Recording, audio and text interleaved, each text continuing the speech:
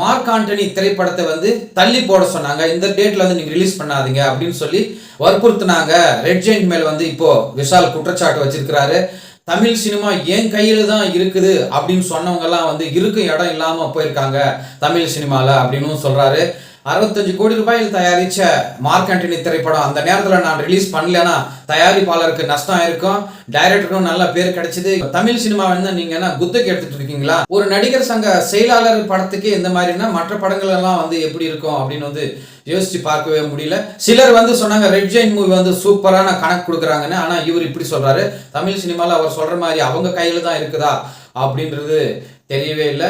என்னுடைய ரத்னம் படத்துக்கு கூட இந்த மாதிரி தான் வேட்டு வைப்பாங்க. அதெல்லாம் நான் வந்து பயப்படுறதா இல்லை. அதையும் வந்து நான் சொல்ற டேட்ல வந்து ரிலீஸ் செஞ்சு காட்டுவாங்க. நட்பு வேறு தொழில் வேறு, நீ மட்டும் என்ன சம்பாதிக்கணுமா அப்படின்னு வந்து பகிங்கரமா ரெட் ஜெயிண்ட் மேல குற்றச்சாட்டு வச்சிருக்கிறார். ஒரு தில்லான ஆளுதான் விஷால்.